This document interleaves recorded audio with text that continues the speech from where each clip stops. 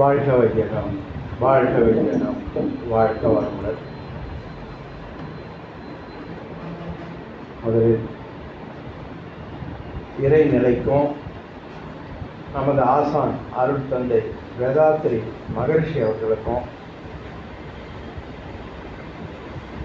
விஜயா அம்மா அவர்களுக்கும், முருகேசன் அவர்களுக்கும் என்னுடைய நன்றியை தெரிவித்துக் கொள்கிறேன். இந்த வாய்ப்பை எனக்கு கொடுத்ததற்காக. அன்பர்களே, வேதாத்திரியத்தை சற்று ஆராய்ச்சியோடு நாம் கவனிக்கணும். போன வகுப்பிலே பார்த்தோம், அந்த சங்கல்பம் அது மறக்கவே கூடாது. உடல் நலம், நீலாயுள், நிறை செல்வம், உயர் புகழ், மெய்ஞானம், இது சாதாரண வார்த்தைகள் கிடையாது. அவர் அனுபவிச்சார் இதெல்லாம், தவம் செஞ்சு செஞ்சு அதை தான் நம்ம கொடுத்துருக்காரு.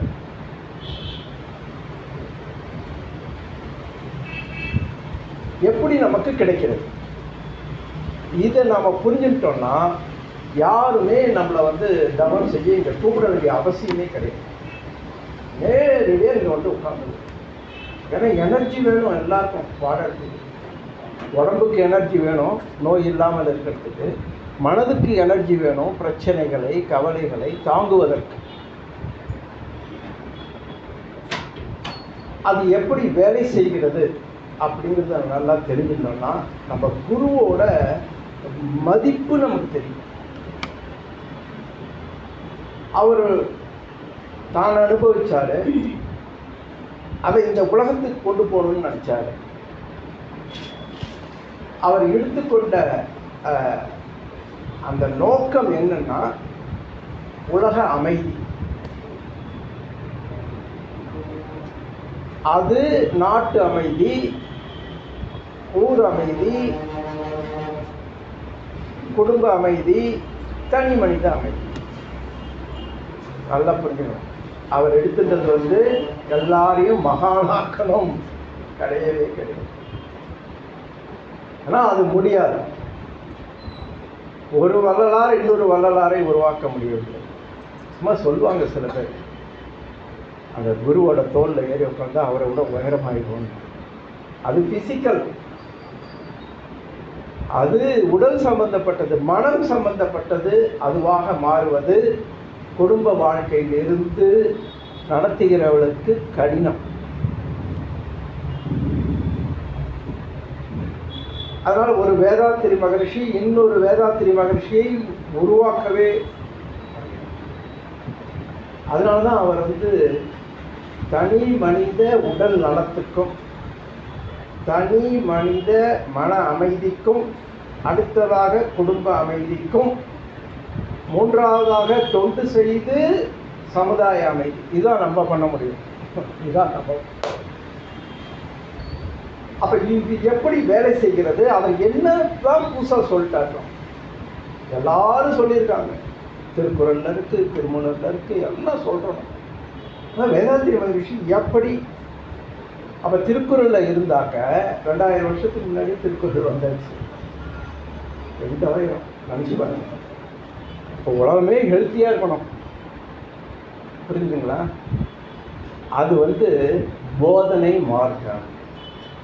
மகரிஷி அவர்கள் நல்லா திங்க் பண்ணி சாதனை மார்க்கத்துக்கு முக்கியத்துவம் கொடுத்தாரு. அதுதான் நம்ம ஸ்பெஷாலிட்டி. மனவளக்கலையோட ஸ்பெஷாலிட்டியே பயிற்சி தான். அதுவும் முதன்மையான பயிற்சி தவம் தான். அதனாலதான் உடல் வளக்கலைன்னு வச்சாரா, அதுதான் ஆரம்பிச்சார் அவர். அதுக்கப்புறம் 20-25 வருஷம் கழிச்சுதான் காயகல்பம் வந்தது, உடற்பயிற்சி வந்தது. ஆனால் நமக்கு எது ஈஸி அதை பிடிச்சிக்கிறோம். நம்ம உடற்பயிற்சியை பிடிச்சிக்கிறோம், காயகல்பத்தை பிடிச்சிக்கிறோம்.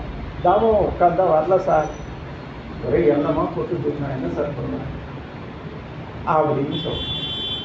தவத்தை பிடித்தவர்கள் உடற்பயிற்சி இயல்பாக செய்வாங்க, காயகல்பம் சொல்லாமலே செய்வாங்க. ஆனால் அது முதல்ல அதுலேருந்தே நிற்கணும்னு நினைக்கிறவங்க எல்லாத்தையும் விட்டுடுவாங்க. இதான் இதில் இருக்கிற சீக்கிரம். அதனால தான் மகரிஷி மனவள கலை இதெல்லாம் புரிஞ்சுக்கணும். புரிஞ்சுக்கணும் எப்படி மற்ற மகான்களிலிருந்து இவர் ஒரு புதுமையாக இருக்கார் அப்படின்னு பார்த்தா, இவர் என்ன செஞ்சார் அப்படின்னு சொன்னா, 40 வருஷமா உட்கார்ந்து சிந்திச்சார். சிந்தித்து உண்மையான கடவுளை நமக்கு டிக்ளேர் பண்றாரு. ஃபர்ஸ்ட் ஏற்கனவே பார்த்தோம், உண்மையான கடவுள் எது அப்படின்னா, முதல் மனிதன் தோன்றுவதற்கு முன்னாடியே விலங்கினங்கள் வரையிலும் தாவரங்களுக்கெல்லாம் சக்தியை எது அளித்து கொண்டிருக்கிறதோ அதை தான் கடவுள்னு சொல்றோம். கடவுள் சக்தின்னு சொல்றோம். அப்படி பார்க்கும்போது சுத்த வெளியை கடவுள் என்று சொல்கிறார், பிரபஞ்சத்தை கடவுள் சக்தி என்று சொல்கிறார், நவகிரகங்களை கடவுள் சக்தி என்று சொல்கிறார், பஞ்சபூதங்களை கடவுள் சக்தி. இதெல்லாம் ஃபர்ஸ்ட் நம்ம உள் மனசுல இதை ஏற்றுக்கணும். அதற்கு அடுத்து வந்த மனிதர்கள் பல்வேறு காலகட்டத்தில் 60 லட்சம் வருஷமா சிந்தனை ஆற்றல் வர வர வர வர வர அதுக்கு நிறைய உருவங்கள் எல்லாம் கொடுத்து கதைகளை கட்டி அந்த ஏரியாக்கே நம்ம போக வேண்டாம்.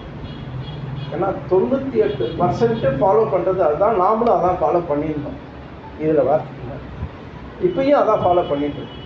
யாராவது கோயிலுக்கு போனோம்னா உடனே மனசு வர, ஓகே போகலாமே, நல்லது தானே, நல்ல விஷயம் தானே, இதோ கிடைச்சி கொஞ்சம் ஆற்றல்னா கொஞ்சம் ஆற்றல் கிடைக்கிறது அப்படின்னு போகிறோம். ஆனால் உண்மையான கடவுளை தைரியமாக அறிவித்த மகான் வேதாத்ரி மகரிஷி. லாஜிக்கலாகவே நம்ம திங்க் பண்ணாக்க இதுதான் உண்மை. அந்த உண்மையான கடவுளின் சக்தியை பெறுவதற்கு மேல்நிலை தவங்கள், சூரியாதீத தவம், பஞ்சபூத நவகிரக தவம், 9 மைய தவம், இறைநிலை தவம், இதெல்லாம் புத்தகம். ஒன்று உண்மையான கடவுள், 2 வழிபாடு.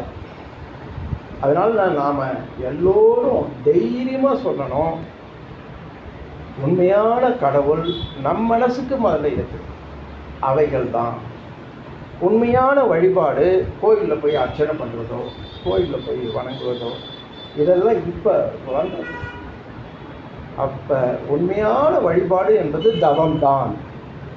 கண்களை மூடி மனதை உயர்த்தி நமது ஜீவகாந்தத்தை அந்த வான்காந்த தூய்மையோடு கலக்கும் பொழுது உடலில் இருக்க நோயெல்லாம் ஓடி போயிடும். அது ஒன்றும் சந்தேகமே கிடையாது. ஏன்னா அந்த சக்தி தான் நம்ம உடம்புக்குள்ள இருந்து இயக்கிறது.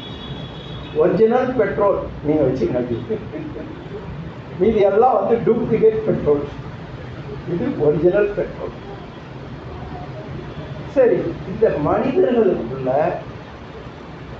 இப்படியே எப்படி எனக்கு வாழ்க்கை இருக்கோ நான் வாழ்ந்துடுறேன் சார் அப்படின்னு தைரியமாக வாழறவங்களுக்கு எது வந்தாலும் நடக்கட்டும், அது பை பர்த்தே.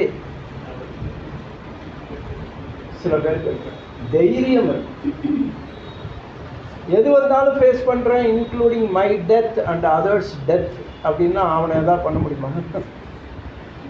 டெரரிஸ்ட்லாம் என்னமா பண்றான், இங்க பாம்பை கட்டிக்கிறான், 50 பேரை பண்றான், யூனிஸ் ஆகிறான் பாருங்க. அவனை என்ன பண்ண முடியும்? ஓட்ட முடியும், ஒன்று பண்ண முடியும். அப்ப மகரிஷி சொல்ற அந்த கருமைய பதிவுகள் அப்படிங்கிறதுக்கு நம்ம ஒரு விளக்கம் கண்டுபிடிக்கணும். ஒரு குழந்தை உருவாகும் போது அந்த தாய் தந்தையர் எவ்வளவோ தடவைகள் உடல் உறவு கொண்டாலும் ஒரு பர்டிகுலர் வினாடியில அந்த உடல் உறவு கொள்ளும் பொழுது அந்த இறை சக்தி, அந்த இன்ஸ்ட்ரக்ஷன் வருது. தாயினுடைய கருவோடு தந்தையுடைய கருவு லட்சக்கணக்கான விந்தணுக்கள்ல ஒரு விந்தணு மட்டும் சேர்ந்து பாம்பாகும். அதனால நம் பிறப்புக்கு காரணம் நம் தாய் தந்தையர்ங்கிறது ஒரு போர்ஷன் கரெக்டு தான். அதை விட எக்ஸ்ட்ரா திங்க் பண்ணா அந்த கடவுளே தான் என்னை கொண்டு வந்தார், கடவுளே தான் ஈயை கொண்டு வந்தார், எறும்பை கொண்டு வந்தார், கொசுவை கொண்டு வந்தார், எல்லாத்தையும் கொண்டு வந்தார். இப்ப அந்த கரு உருவாயிடுது. அந்த உருவாகிற வினாடியில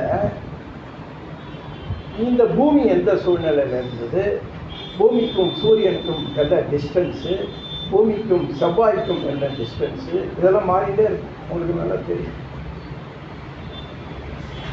அப்ப நவக்கோள்கள் ஒவ்வொன்றும் மனித வாழ்க்கையோடு நேரடியாக தொடர்புடையது. இந்த கரு உருவாகும் போது ஒரு சீல் ஆகுதல். நவக்கோள்கள், சனியோட கோள் ஒரு ஆற்றல், சூரியனோட கோள் ஒரு ஆற்றல் அந்த கருவில். அந்த நவ கிரகங்களுடைய அந்த காந்தம் தான் அந்த குழந்தையோட ஷேப், உடல், முகம், குணம் எல்லாத்தையும் தீர்மானம் பண்ணுறது அங்கே தான். அதனால நம்ம எல்லாரும் ஒன்று பண்ணுவோம். நாம இன்னைக்கு இந்த நிலைக்கு இருப்பதற்கு மூல காரணம் நாம் அல்ல, நம் தாய் தந்தையர் அல்ல, நம்மை சுற்றி இருப்பவர்கள் அல்ல. அப்ப யாரு? கடவுள் தான். அவன் பண்ண வேலை தான் என்னை உருவாக்கி கொண்டு விட்டு இவ்வளவு கஷ்டத்தையும் கொடுத்து இன்பத்தையும் கொடுத்து ஆறாவது அறிவையும் கொடுத்து நீனே உன் ப்ராப்ளத்தை சால்வ் பண்ணிக்கப்பா. அப்போ கடவுளை தான் முழுக்க முழுக்க நாம் பிளேம் பண்ணணும். என்னுடைய கஷ்டங்களுக்கெல்லாம் காரணம் நான். ஏன்னா என்னுடைய குணத்தை எப்படி மாற்றிக்க முடியும்? ஒரு கம்ப்யூட்டரில் ஒரு சாஃப்ட்வேர் போட்டு அனுப்பிச்சிட்டிங்க, அந்த சாஃப்ட்வேரை எப்படி மாற்ற முடியும்? அந்த கம்ப்யூட்டரில் அந்த சாஃப்ட்வேர் தான் வேலை செய்யும். அப்போ அந்த நவ கிரகங்கள் அதனுடைய கம்போசிஷன் அந்த குழந்தைக்கு எப்படி இருக்கோ, அந்த குழந்தையை எங்கே வேணா விடுங்க. புதன் கிரகம் சூப்பராக இருந்தால் படித்து மேலே வந்து அந்த குழந்தையோட அப்பா ஜெயிலில் இருப்பார், இந்த குழந்தை ஸ்டேட் ஃபர்ஸ்ட் வரும். நல்லா புரியுது. சுக்கிரனுடைய அருள் இருந்தால் ஆர்ட் இயல்பாக அந்த குழந்தைக்கு வந்துடும். நீங்கள் பெரிய பெரிய ஆர்டிஸ்ட்லாம் எடுத்து பாருங்க, எஸ்பி பாலசுப்ரமணியன் யார் வேணா எடுத்துக்கோங்க. சின்ன வயசில் நாங்கள் எங்கேயுமே போய் முறையாக எதுவும் கற்றுக்கல, ஆனால் எங்கே போனாலும் தாளம் போடுவேன், எங்கே போனாலும் பாட்டுக்கிறேன். அப்பப்பா இந்த கருவில் நவ கிரகங்களுடைய அந்த அலைகள் இறைவன் மூலமாக பதிக்கப்படுகிறது. அந்த குழந்தை அதே வழியாகத்தான் வாழ்ந்தாக வேண்டும். இருந்தாலும் 16 வயது ஆன பிறகு எல்லோரும் சிறப்பான வாழ்க்கையை வாழ விரும்புகிறோம். எதுபடி? நம்ம சங்கல்பங்கள். குரு அருள் இல்லை, சுக்கிரன் இல்லை, அப்ப ஏழை வயிற்றுல குழந்தையா பார்க்கணும். புரியுதுங்களா? சூரியன் இல்லை, சந்திரன் இல்லை, உடல் உபாதைகள் அதிகமாக இருக்கு. ஒபிசிட்டி, பால்டு ஹெட்டு இதெல்லாம் வருது. எதனாலன்னா குருவால வருது. உள் உறுப்புகளில் கட்டிகள் வருதுன்னா குருவால வருது. இதுல அம்மா அப்பா உடல் உறவு வேட்கைக்காக இல்லாமல் திருமணம் ஆகிவிட்டது, நம்ம 2 பேருக்கும் ஒரு அருமையான குழந்தை பிறக்க வேண்டும் அப்படின்னு ஒரு சந்தோஷமான மனநிலைகள், நல்ல கடவுள் வழிபாடு பண்ணிட்டு அது ஒரு நல்ல இணக்கமான சூழ்நிலையில, சந்தோஷமான சூழ்நிலையில அந்த கரு உருவாகும் போது, அதான் மகரிஷி சொல்றாரு, கல்யாணத்துக்கு முன்னாடி காய்கறி பண்ணுங்க பண்ணுங்க பண்ணுங்க, கருவிலே திருவிடையாட அந்த சீல் தான் ரொம்ப ரொம்ப முக்கியம். அப்போ 16 வயதுக்கு பிறகு நம் மனம் வளர்ந்த பிறகு மகரிஷி என்ன சொல்றாருன்னா, எது எப்படி வேணா இருக்கட்டும், ஒன்னால் மாற்றிக்கொள்ள முடியும். எதனால் இந்த தேவையில்லாத விஷயங்கள்லாம் வந்ததோ அதற்கு மாற்றாக தவம் செய்யும் பொழுது அது காம்பன்சேட் ஆகி சரியாகிறது. இதில் நவ கிரகங்களில் மோசமான கோள், அசுப கோள்னு இது ஜோதிடம் சொல்லுவது. அசுப கோள் எதுன்னா தேய்பிறை, சந்திரன், செவ்வாய், ராகு. சுபகோள் எதுன்னா புதன். நன்மை செய்கிறதோ இல்லையோ கெடுதல் செய்யாது. குரு மிக மிக முக்கியம். குருக்கு கெடுதலே செய்ய தெரியாது, ஒன்லி நன்மை தான். பவர்ஃபுல் நன்மையை செய்யக்கூடியது குருக்கு. மற்ற கிரகங்களுடைய தாக்கத்தை கூட குறைச்சிடும். செவ்வாய் தான் ரவுடி, செம்ம ரவுடி செவ்வாய். செவ்வாய் தான் இந்த உலகத்தில் இருக்கிற அவ்வளவு கிரைமுக்கும் காரணம், பஞ்சமா பாதகங்களுக்கு காரணம் செவ்வாய் தான். அதாவது தனியான செவ்வாய் அதிகமாக இருந்து அந்த கரு உருவாகும் போது குருவும் சனியும் குறைவாக இருந்தால் இந்த ப்ராப்ளம். எதை செய்யறதுக்கும் அஞ்ச மாட்டான், எந்த ஷார்ட்கட்டில் வேணால் போவான். நான் பெரிய ஆளாகனா நிறையா சம்பாதிக்கணும், அவ்வளோதான், என்ன வேணால் சொல்லுவாங்க. மகரிஷி அவர்கள் தனி மனித அமைதிக்கு இந்த சங்கல்பத்தில் இருக்கிறதெல்லாம் வேணும்னாக்க தாயின் கருவில் உருவாகும் பொழுது எப்படி வேணால் இருக்கட்டும், அதை பற்றி கவலைப்படாது, அது மாற்ற முடியாது. ஆனால் தொடர்ந்து மேல்நிலை தவங்களை செய்யணும். செய்ய செய்ய இது எல்லாம் அப்படியே இருக்கணும். கொஞ்சம் கொஞ்சமாக இதில் மாற்றம் வந்து அது எந்த அளவுக்கு அந்த அழுத்தம் பதிவு அதிகமாக இருக்கிறதோ அந்த அளவுக்கு டைம் எடுக்கும். டக்குன்னு கோபம் வருது எனக்கு, எடுத்தோடனே இன்ஸ்டண்ட்டாக கோபம் வருது. என்னமோ தலைகீழ் நின்று பார்க்குறேன், அகத்தாய் செய்கிறேன், நான் செய்கிறேன், எல்லாம் செய்கிறேன், இருந்தாலும் ஒரு திருப்திகரமான மாற்றம் இல்லை. அப்படிங்கும்போது செவ்வாயின் அந்த எனர்ஜி கருவாக உருவாகும் போது உச்சத்தில் இருக்கிறது. குரு பார்வையும் சனி கோளின் பார்வையும் குறைவாக இருக்கிறது. அப்போ இது மாதிரி இருக்கிறவங்கெல்லாம் என்ன பண்ணணும், பஞ்சபூத நவகிரகம் செய்யும்போது செவ்வாயின் போது டக்குன்னு மாற்றிடணும், அந்த பக்கம் போகக்கூடாது. ஏற்கனவே இருக்கு, அப்போ நமக்கு தேவை குரு. அப்போ இந்த பஞ்சபூத நவகிரக தவத்தை நாம் ஆக்னை துரியத்தில் தொடங்கி வீட்டில் செய்யும் பொழுது எந்த கிரகம் நமக்கு பாதிப்பு அதிகமாக இருக்கிறதோ அந்த பாதிப்பை எது குறைக்குமோ அது செய்யும்.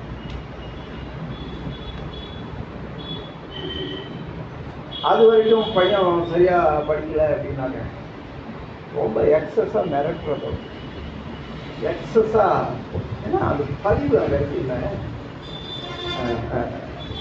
16 வயதுக்கு மேலே புதன் கிரகத்தில் தவம் செய்ய செய்ய அந்த பையனுக்கு அந்த இன்ட்ரெஸ்ட்டு கொஞ்சம் கொஞ்சமாக அதிகமாகிடுச்சு. இயல்பாகவே மாற்றங்கள் நிச்சயமாக மாற்றங்கள். அதனால் இதை விட நமக்கு எளிதாக கடவுள் என்றால் என்ன, கடவுள் சக்தியை எப்படி வழிபாட்டின் மூலம் பெறுவது,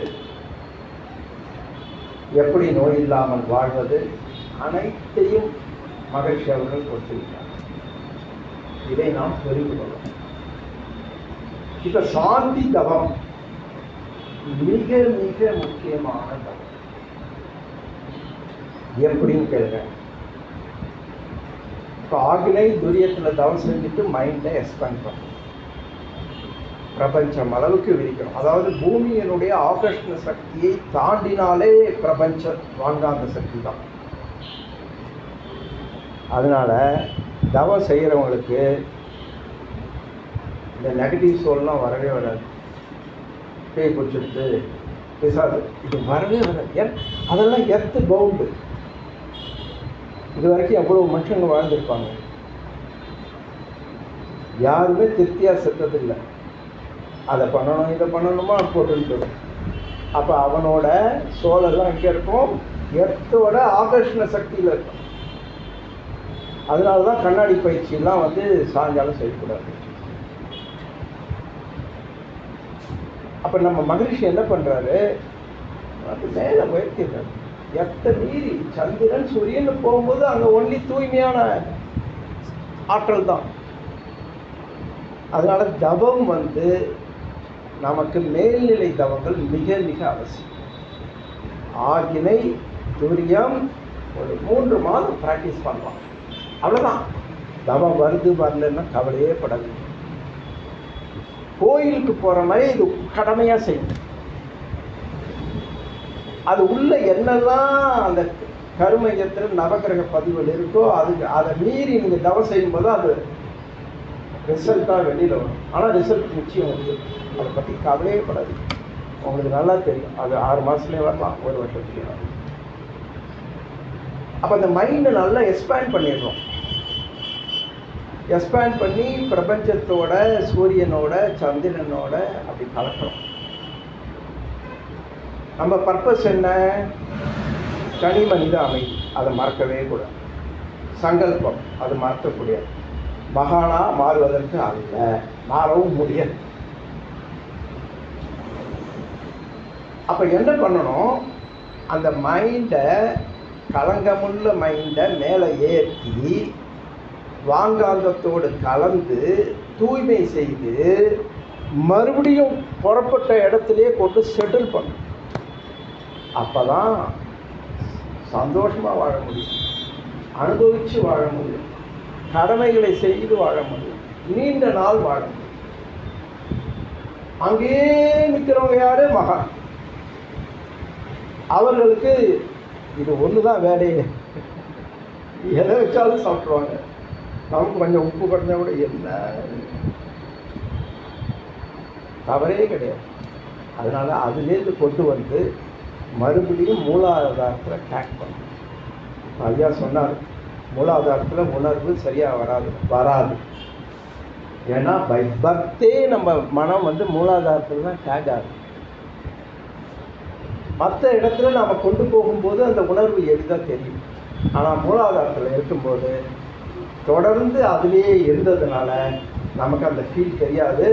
ஆனால் தலைபாரம் குறையும், அந்த சக்தி உள்ளே வர்றது தெரியும். அதனால் எப்படி மேல்நிலை தவத்திற்கு முக்கியத்துவம் கொடுக்கிறோமோ அதே போல் அடிக்கடி சாந்தி தவம் செய்யும். ஞாபகம் வரும்போதெல்லாம் செய்யும்.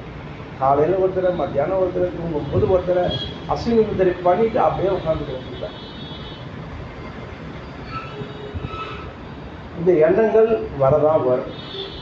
அதை அதிகமாக ஃபாலோ பண்ணாத இந்த தத்துவத்தை புரிஞ்சுட்டு எனக்கு நல்ல உடல் நலம் கிடைக்கப் போகிறது, நீண்ட நாள் வாழப்போகிறேன், நல்ல நட்பு நலத்தோடு வாழப்போகிறேன் அப்படிங்கிற நோக்கத்தோட திரும்ப திரும்ப அஸ்வினி முத்திரை போட்டுக்கிட்டே அதுலேயே அப்படியே மூச்சை விட்டுண்டே அதில் அப்படியே மனதை செட்டில் பண்ணும். மனம் விரிந்த நிலையில் இருக்கக்கூடாது. அதனால தான் ஞாபகம் இருந்தாக்க கடமைகளை சிறப்பாக செய்ய முடியும். அவங்க பேச்சே வேறு மாதிரிலாம் எல்லாத்துலேயும் ஒரு டிட்டாச்சாக பேசுவாங்க. அப்படிலாம் இருக்கிறதுக்காக இல்லை. இது இந்த உலக வாழ்க்கையை அனுபவிக்க வேண்டும். ஏனென்றால் நாம் வேண்டி விரும்பி பிறக்கவில்லை, கடவுளால் பிறக்க வைக்கப்பட்டு உனக்கு 6வது அறிவும் கொடுத்து இயற்கையும் ரசி, செயற்கையும் ரசி. செயற்கை முழுவதிலும் என்ன பண்ணணும்? அளவு பண்ணணும். அதை நம்ம கான்ஷியஸாக பண்ணும்போது நமக்கு அனைத்தும் இருக்கும். ஓகே, இப்போ சாந்தி தவம். சாந்தி தவத்தை பற்றி வேறு ஏதாவது டவுட் இருக்கா? வரலன்னா சொல்லவே கூடாது, வராது. அதுதான் அது மூலாதாரத்தில் நினைக்கும் போது. ஆனால் மனம் வந்து நல்லா ரிலீஸ் ஆகும், அந்த ஃபீல் உங்களுக்கு நல்லா தெரியும். பண்ணலாமா?